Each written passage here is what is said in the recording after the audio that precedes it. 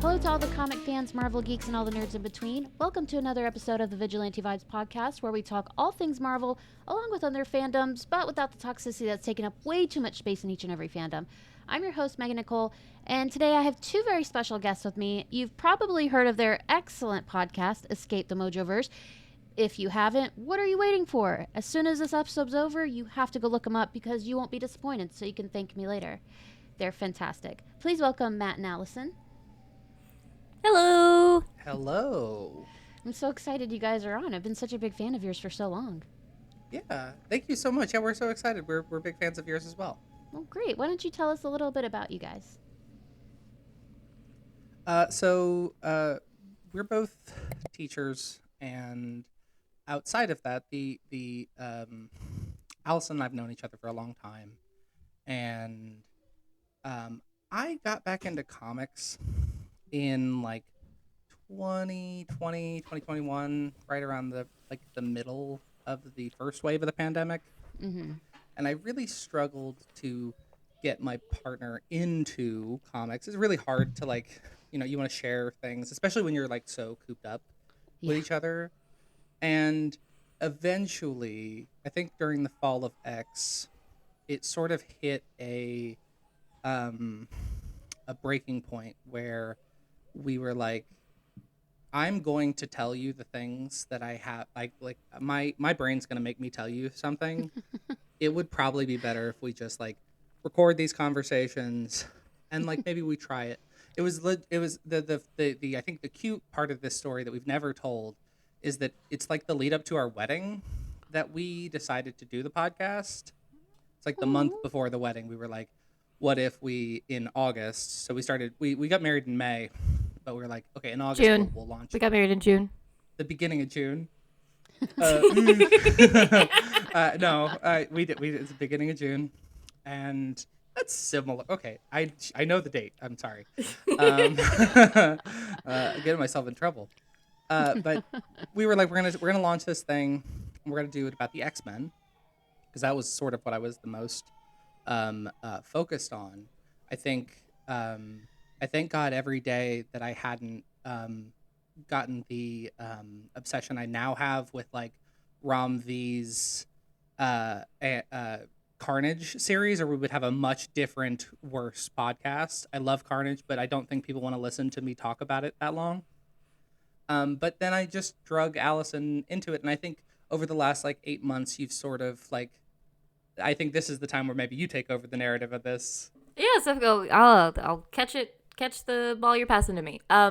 I wasn't really into comics growing up. I was much more of a book girly, much more into novels. I think the very first comic book I ever got was a free comic book, a Powerpuff Girls comic book that I think was being distributed by Burger King. And I really liked it. I read it a bunch. But I didn't really think about, I saw the X-Men movies, but I never really read the comics. And then Matt just kept going on and on about all of the Krakoa stuff. And I was like, I don't know what any of this means. I have no background. I have no visual. I'm just listening. And then I was like, you know what? Yeah, maybe we should make this a thing. And I feel like just since August, I feel like I am much more enriched in the comic sphere. However, every day I realize that there is more and more X-Men I do not know.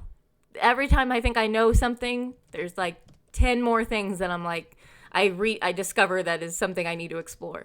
So I've really enjoyed it. This little adventure that we've been doing together, and I'm having a lot of fun. So Matt was into the comics first, and you jumped into X-Men comics, of all comics. It is so complicated. Where did you start at?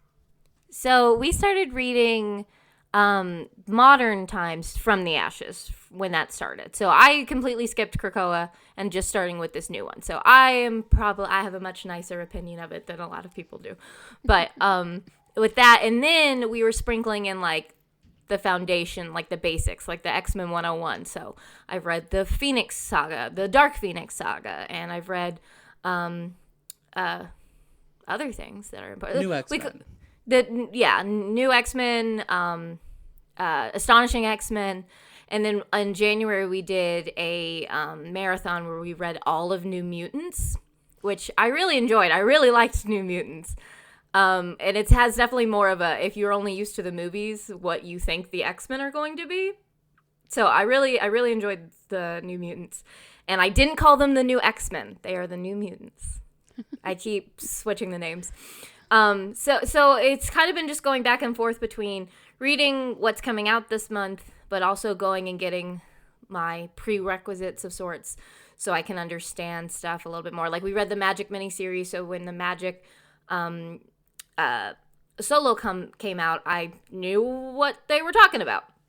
So I've really enjoyed it. I like being able to go back and forth. It's not just I'm not sitting down and starting with X-Men #1. Let's go and do that because that's going to take forever and it's going to be boring. I'm just kind of jumping around. And being led by Matt, who knows much more about it than I do. I'd say that's fair. Matt, how does it feel that now that she's finally into it? Good. Honestly, I'm really impressed with with Allison's how far she's come. Really, like it's really interesting to think like this time last year, Allison had never picked up an X-Men comic at all, and then a week or two ago, Allison did a solo interview with Erica Schultz about the Laura Kinney book and totally fielded questions and understood like what was going on and was able to like kind of banter in a way that I don't think that they would have been able to do until pretty recently, right? Like it's been really. I always say this about Allison, and I try not to. I'm not going to come onto your podcast and just like gas my spouse up, but you should. Look, you forgot what day you were married, so you might as well want to do that. I did. You know what? Actually, you're right. That's very What's the true. number? What's the number, Matt? It's 6/7, so it's June 7th. Yeah. I know the 6/7. I just didn't. I was in my head. May was the 6th month. That was really what I was doing. No.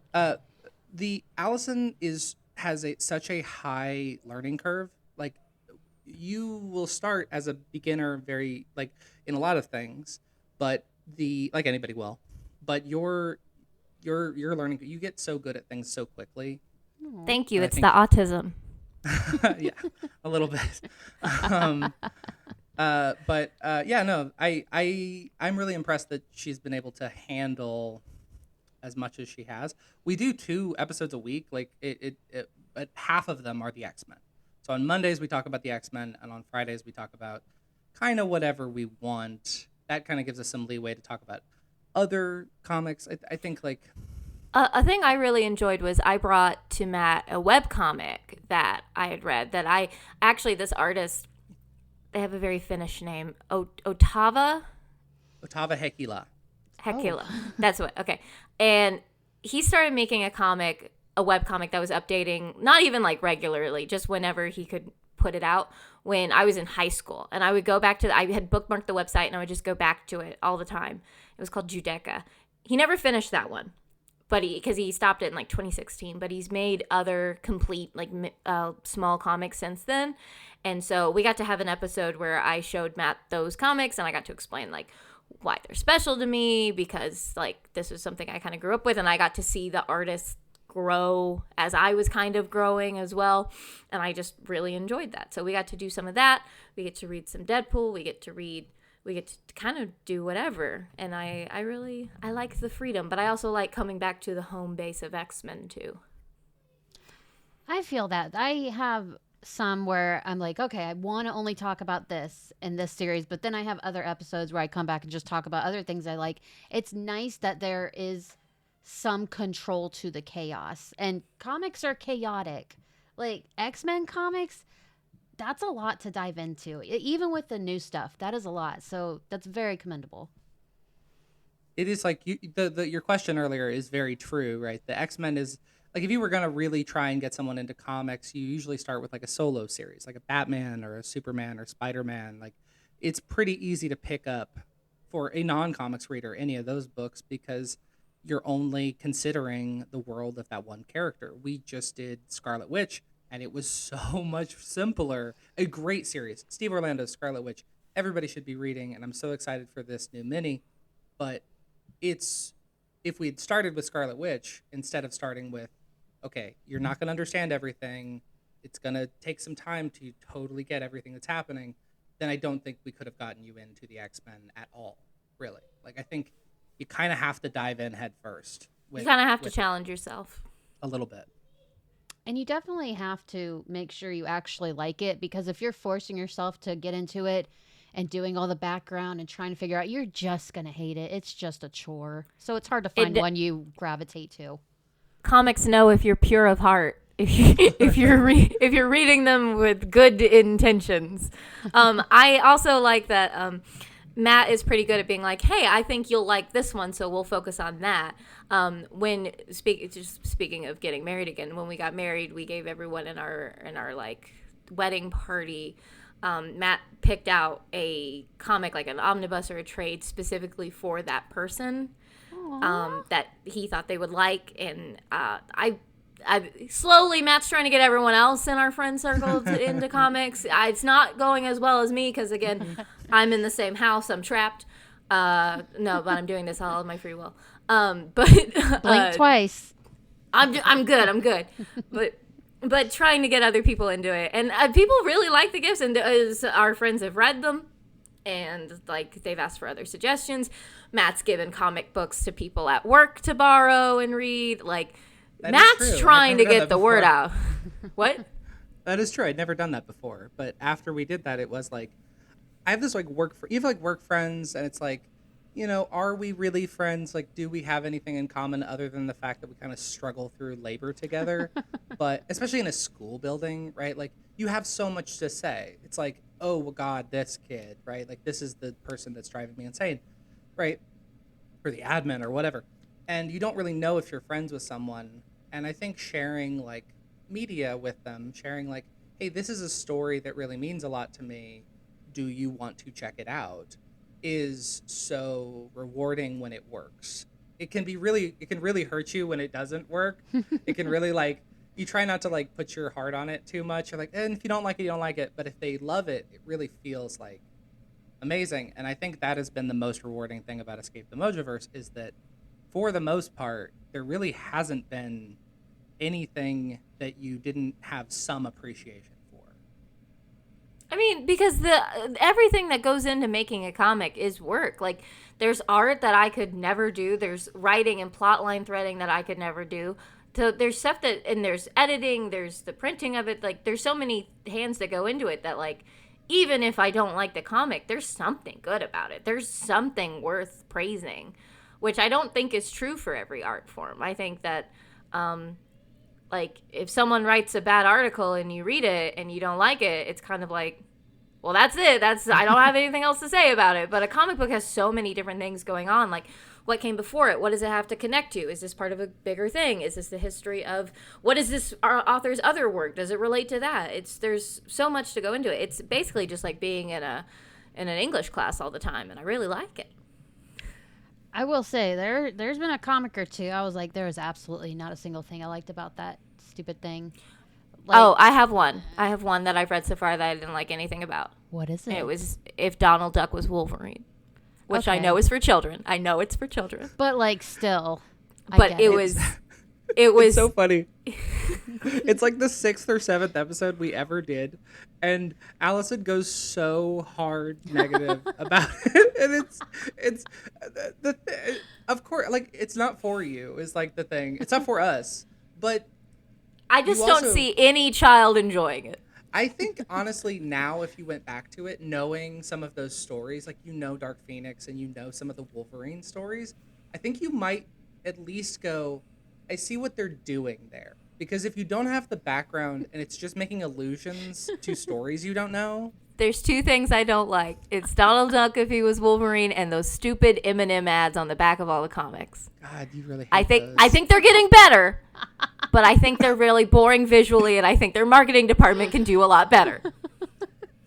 In your defense, every single X-Men comic in the month of March had the same boring thing on the back of it. It was It's just the red M&M walking towards you, and then in the background the silhouette of him like he's at a Sears catalog. It's actually flames on my Bruce face. Banner walking away sad is what he's doing, but yeah. Those are the and I guess I didn't love the Fallen Angels miniseries of New Mutants. That was a rough spot. But the actual comics, I'm like, there's something here. There's something there. There's always something to be appreciated. I read a comic one time, and I cannot remember the name of it, but it was so stupid. It was about a pop star who was also part demon, but like she didn't know she was part demon. And it tried so hard to be modern. It tried so hard. It was like slay queen, slay demon. And it was like, I hope this thing burns, like just sets on fire in my hands. Like I'm It's good. like it's like it's like a 40-year-old white man who wrote it. And it's like, Yes. slay queen. Yes, and it's like I know it hurt your soul to write it. How do you think I felt reading it? I'm offended. What about you, Matt? What's some comics you hate? Yeah, is there something that really grinds your gears? Okay, so I have maybe a different relationship with comics that I hate. Allison talked about having autism. I have obsessive compulsive disorder. Like, legitimately, I'm diagnosed and have been living with it for a very long time. I hated a comic when I was a kid that I am obsessed with. Like, to say that I hate it is actually probably incorrect. I am fascinated with it. It's Weapon X by Frank Thierry. It is a grim, grimy, misogynistic, really brutal comic about a concentration camp where for mutants, that is like the main character of which is the human guy who runs the concentration camp. It has so many like really problematic and awful things that happen in it. It's not a good experience, but I'm so fascinated by it because its existence, I think, is really interesting, right? Like, it was right around the time that the Comics Code had ended, and the idea that like the Comics Code had been censoring comics, self-censoring, but censoring comics for 40 or 50 years, and all of a sudden they had the freedom to do anything. And so they're pushing against it. And it's a story about people in prison fighting against being in prison. So it's oddly, by being a bad time, it is form meeting the art, right? It is a bad time because the characters are kind of having a bad time. Frank Thierry, I think, is a really brilliant writer, and he can write a good book about bad people. He's currently writing Sabretooth. I always call it Sabretooth Dead and Loving It. It's called Sabretooth The Dead Don't Talk. The dead don't talk, but it is just known as Sabretooth Dead and Loving It in our I'm household. never gonna think of it another name ever. I'm gonna if I go to Dallas Fan Con, I'm going to tell Frank Thierry that I call it that. Yes, please do. But the book is not great, but there are moments in it that work against all odds that I can't totally hate it. So I struggle with this with all art. When I see something that is totally broken, I kind of like bad movies. I kind of like bad like art because I can see the pieces of it, right? And so I think like the last time I had a really bad time reading a comic was probably AVX, really, and that is more of me, the fandom version, like less the like artistic, like I want to talk about what it means, and more the like, why are you playing with my toys wrong kind of guy, right? Like, and AVX feels like that a lot to me as somebody who, not honestly, the X-Men are not really poorly characterized. It's Captain America who's really poorly characterized, just walking onto Genosha and beating up like poor brown kids, really, and it's just not a good look for a character who, like, I think can become a really like nasty character in the wrong hands, right? Captain America is already this loaded thing, right? Like, America is not a neutral idea, but Captain America is supposed to represent the best of what we could possibly be. And the second that you let him represent more what America really is, he becomes nasty. Yeah. He becomes very much U.S. agent. You can see a lot of parallels there. Definitely. Yeah. Speaking of U.S. agent, he's about to be in Thunderbolts. Do you guys, you watch the X-Men movies, do you dabble in the current MCU very often? We've seen every MCU film, certainly. Yeah, we've been completely up to date. I feel like we missed one. You didn't see the Eternals. I watched it later. I didn't see the Eternals. It was during the pandemic that came out too. Yeah. So, I feel like there was something after Quantum Mania that we missed. Oh, you also did not see Thor 4. I saw Thor 4. Thor 4 Thors? Yes. Yeah, which you is don't what need that to movie see should it. have been. Just don't. Sorry, say we it. make dumb names for every movie. I'm just now realizing. We don't call any movie by its actual name. We just have a little silly name that we call it. And then it's just a language we speak. That's cute, though. Yeah. We're excited for Thunderbolts, though. I am. Are you, honey? I am too. I am too. I think I'm a little bit more excited for Fantastic Four, but maybe that's just because I just watched the trailer. We did just watch the trailer. Whew, that trailer. And I've read some Fantastic Four comics, and I really like it. Honestly, so the quickest way to get me to read a book is to put a romance in it, especially if it's a romance with like an ugly guy. That sounds weird. Like Ben Grimm and Alicia Master. Yeah, Ben Grimm and Alicia Masters. Love that. Or like a Beauty and the Beast kind of story. I love a Beauty and the Beast kind of story. So Ben Grimm, always at Beta Ray Bill, read it. If you show me anything like that, I'm gonna instantly want to read it. So I've been, literally there is a really, for what I know of it, bad miniseries of Dazzler and Beast called Beauty and the Beast, and I want to read it so bad, but Matt keeps saying it's so bad, you don't want to read it. I want to read it. It's Dazzler and who? It's Beast? Yeah. And Beast, Hank McCoy. I need to read that. You might, honestly. Is it that bad? Honestly. It's only 4 comics. It's not long. You could the read usual it Dazzler way. Only a few comics for her. Exactly. It was during or is either during or right after her solo run, her original solo run, which is I love the Dazzler original solo run. Actually, we have the Omni. It's this Can you go get the Omni just to do a visual bit for me? Yeah, I'll get it. But I know this is an audio podcast. I'll do it, but then when you talk, I'll get it when you talk. Let me finish what I was just saying. Gotcha. The Beauty and the Beast is Beast and Dazzler trying to become famous in Hollywood, and then they get sucked into a fighting ring that is sort of run by Dr. Doom, maybe? It is the dumbest book I've ever read. I wouldn't say it's bad so much as it is inessential and kind of dumb. That sounds kind inessential and kind of dumb. Sounds kind of I thought I was going to make a joke, but it just didn't quite get there for me. I feel that. Sometimes it just doesn't land in your head. And it's it doesn't work. It just and that's why I appreciate comics writers, because they can always complete the thought. Yeah, I could never. Look at this giant Dazzler omnibus. Oh my gosh. It is the biggest book in our whole house. And if where there's ever an intruder, we will definitely use it as there are 2 things Matt has said that they will use to hurt an intruder, which has never happened and never will. It's that Dazzler omnibus and my mechanical keyboard, which is surprisingly heavy. One time for an intruder, I used a juicer. Oh, really? I broke it. Yeah.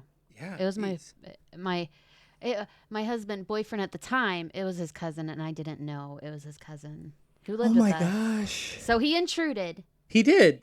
It's your house. It was at my house, and he had just moved in, so I didn't know he was coming in and out all times of the night. I had no idea. I thought he was a normal dude, and I picked up the juicer and threw it at him because I saw only the back of him, and he stayed in at night for the remainder of his time. And Smart. I lost a juicer. Yeah, you hit him with a juicer, so he was like, I guess I have a curfew. He was like, you could say that really put him in a squeeze. There it is. That landed. That wasn't that good. That was good. Oh, give yourself some credit. It was great. Okay, I will. So speaking of Dazzler, what did you guys think of Jason Lowe's Dazzler run? I thought it was really fun. I think it has a very distinct mood, separate from the rest of the X-Men comics. It's very Saturday morning fun, and not too. It doesn't get too down. It has a very light kind of atmosphere, and I really like that. Yeah, Jason Lowe gets what is interesting about Allie, which is that she, unlike a lot of the X-Men, wants to be famous. Like there is this like that's a unique desire for an X-Men character, and that she likes being famous, she likes being a superstar. And I loved the tone of that book. I loved the art of the art of that book is really great. It was so But whimsical and pretty. there is one joke in that book that is so funny. We've talked about this on our podcast. In the very first issue, there's these protesters who are outside the Dazzler concert, and there's a guy who has a sign that says, "God hates Dazzler." And the funny thing about that is, Dazzler dated the Beyonder. So that guy's not totally wrong that God hates Dazzler. He means it differently. Like he means it bad. And it's a reference to really reprehensible real world politics, obviously. But it is funny that, like, I mean, you're not totally wrong. A God hates Dazzler for sure. Hey, I got a question. Is there anyone that Dazzler hasn't dated? Iceman. She gets a yeah, probably Iceman. Iceman got around though. Before he was out, he dated a lot of women because, as a lot of hot closeted men will do, right? Yeah. It's yeah, no, they definitely didn't. Dazzler and Ice. You know, honestly, Allie. The thing that's preventing Allie from dating people is that she was out of publication for a long time. Disco, 100%. yes, She would be such a big hoe bag if we got more of her, and I'm yes, here for it. and I hope we get more of her. I love.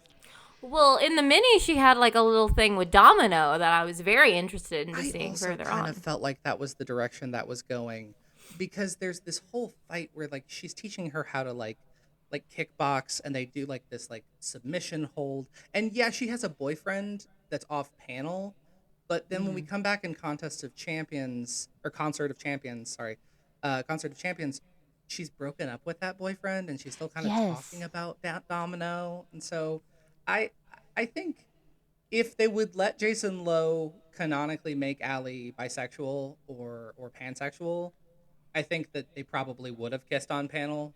But that's such a like you have to really like make the decision what the character is going to be sometimes. I could see it though with Allison. Like she's that kind of woman. Like I don't care. This is what I want. Everyone already hates me for being mutant. Why not come out? Because let's be honest, a lot of her lyrics were 100% coming out lyrics. Oh Definitely. yeah. Oh yeah. It's like Out and Proud is like the title of the main song on the Exactly. album. Yeah. That was if there was one thing it's not a disappointment of the artist or the writer. It was that like it felt like the book wanted to say something about that and it never really got to it. And then when Concert of Champions came out this month, I was like, "Oh, okay, maybe this will be the book." And it still kind of doesn't. Jason Lowe is writing a story for the Hellfire Vigil, which Yes. does make me hopeful that maybe like that's a moment, right? I imagine a lot of big reveals will happen in that book. So if we were gonna do Allie and Domino, two characters I love and would be happy to see together, maybe this is the moment for it. You know? Yeah, plus he has all those other writers joining him. So I feel like that would be the moment to do it because Definitely. with every other writer, it kind of shows like they're like, we support this. We're all on board with him. I Yeah. think that would be the time to do it. Definitely. I think we will get a couple of romance. Are you excited for the Hellfire Vigil? Yes. I'm so happy. I love the lineup. I love all that's involved. I love that it's Luciano Vecchio is the artist of the cover artist. He is so talented. I've interviewed him before. He is the sweetest man of all time who said he's always loved X-Men because he can connect with them because he's gay. Yeah. And yeah, and ever since then I've been obsessed with all of his work. He's amazing and I want to adopt him, but I don't think it's going to work. That's all Probably right. not. He probably won't let you adopt him, but he is. You're absolutely right. It's such an incredible X-Men artist. When he did, so I was not super familiar with his work until he did Resurrection of Magneto, and Resurrection of Magneto is such a beautiful looking book. Al Ewing's great, but the art in that book is the star. And then Luciano Vecchio got to do the end basically of Fall of X, that beautiful shot of the Phoenix like uppercutting Enigma. God, the end of Fall of X is a lot of like what is happening, but the art Yeah. is incredible. Yeah, that's something I'll never take away from it. The Fall of X, it was very if you're not familiar with the comics, it's very, very confusing. You don't know where to go, and you're like, okay, so I just read the next one in the series. You're like, no, you read the next one in this series, and then this one. And when you come back to it, you'll be 10 stories ahead. And it's so hard. They Yeah. did so much. To say nothing of the fact that Wolverine was taking place like months before it. Even though it was coming out at the same time, it was telling a story of right before all of that happens. And you're saying you're supposed to read Fall of the House of X and then Rise of the Powers of X, but the thing is, only near the end really are you supposed to do that. So it's like at first you're supposed to read Fall of the House of X, Fall of the House of X, Fall of the House of X. Then in the middle you switched it to going back and forth. And It's that so is much. untenable. Like I truly Yeah. I like some of the story that's told there. I think the artists and writers are really good, but the reason that oh gosh, what's this era called? From the Ashes was important was that there was bloat. Like they had come to a point where they needed sort of a reset. Yeah. Which I think a lot of comics should look into doing, because you do come to a point where you've done everything that you can do with a character, also with multiple characters' lives. Like Krakoa, we did so much with Krakoa. It makes sense why they reboot it. And with how many comics there are in for X-Men, no one can jump in. Just ask Allison. So the reboot was for It's difficult. the reboot was for people like Allison, who wanted to jump in, who wants to know these characters, but doesn't want to wait. Well, let's read 50 years plus of work. I think it's actually a really good time to start reading the X-Men, because all of the characters are kind of starting in the same place. They're all starting with, we had a paradise and we've lost it, and how are we moving on from there? As opposed to like, tuning in, this person is a robot cyborg from the future and the past, and it's like, wait, what?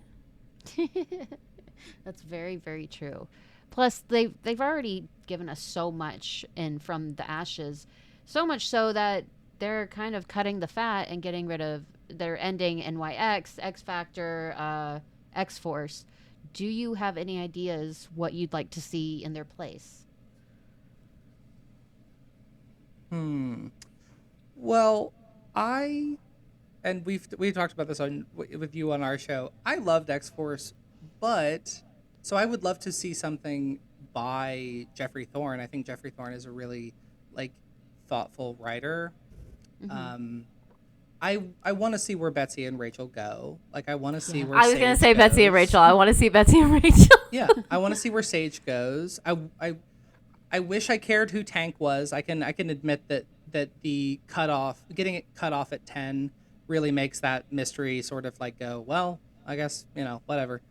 But with X Factor, I think honestly letting Jason Lowe do a book would be a really good replacement, because Mark Russell is brilliantly funny, and the things that work about X Factor are the fact that it tries to be a humorous book, that it is cutting and political, and Jason Lowe has a really sweet heart and is very fun, can't help but be funny.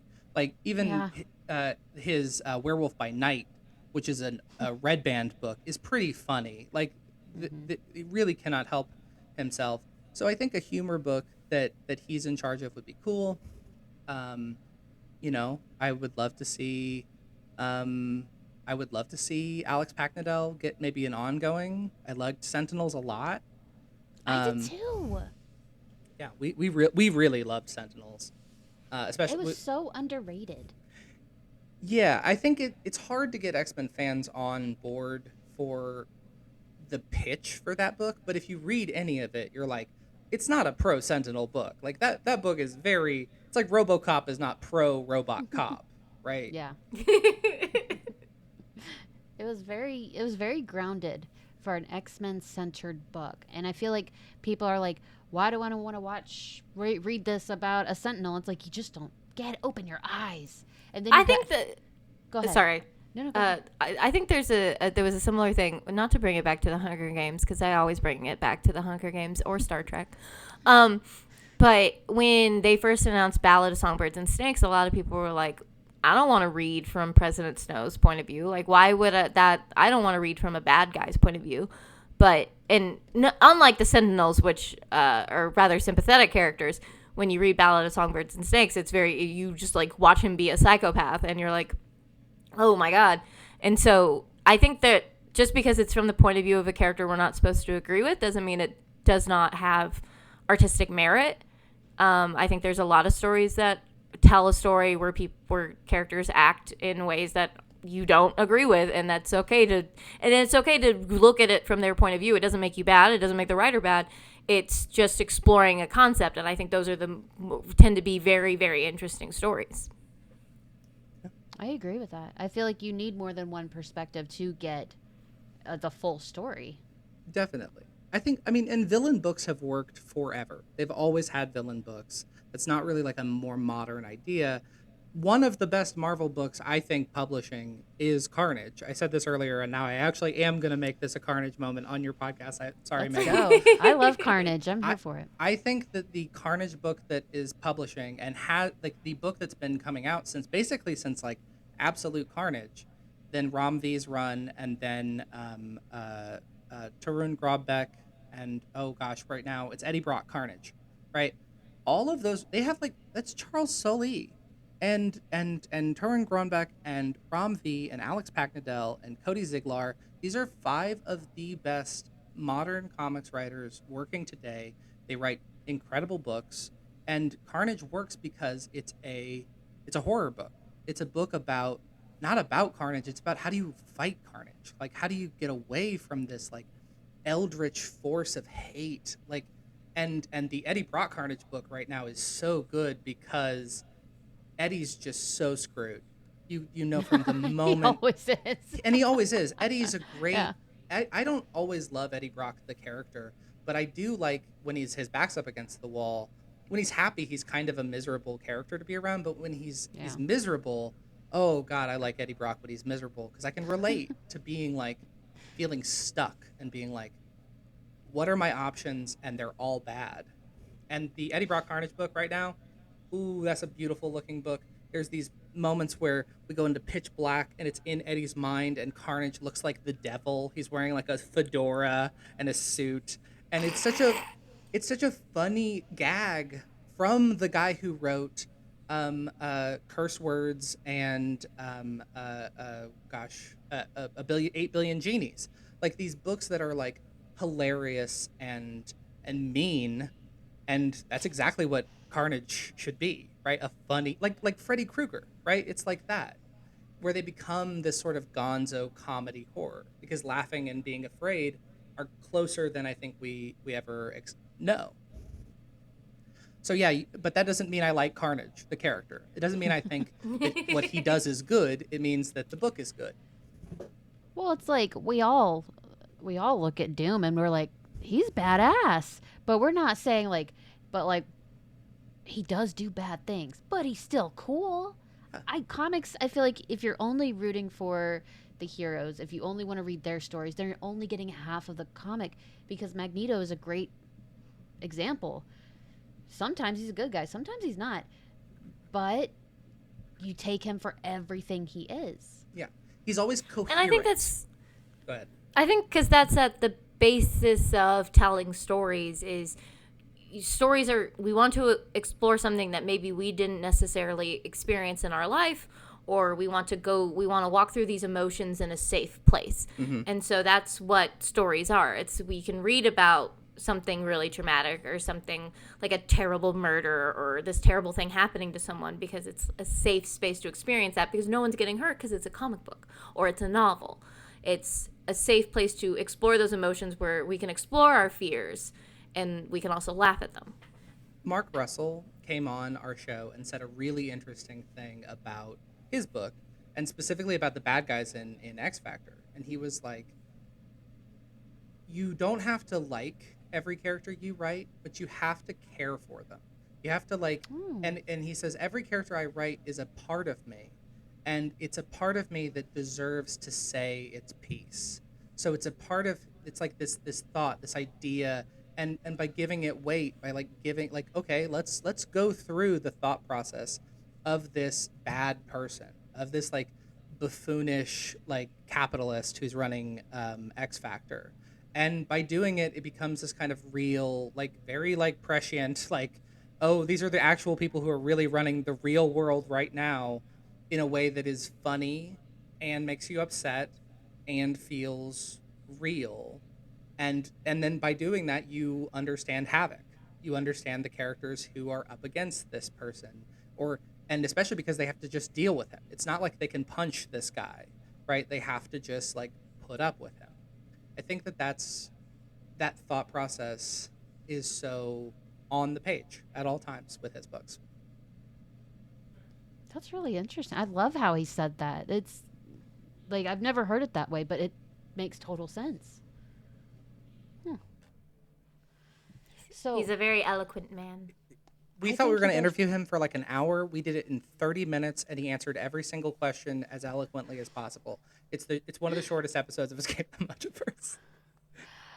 Oh, I had a few like that. Erica Schultz was like that. Stephanie Phillips was like that. They gave you every single answer you could want, Oh yeah, but they had the answer at the ready. And I was like, oh, I respect it. Very nice. totally. So, as we get to the end of our episode, thank you guys so much for being on, by the way. I have loved this conversation. Yeah, this was so fun. Yeah. So, why don't you tell our listeners where they can find you? Well, you can. Matt should do this. Every time Allison's still on the podcast says the wrong thing. It's okay though.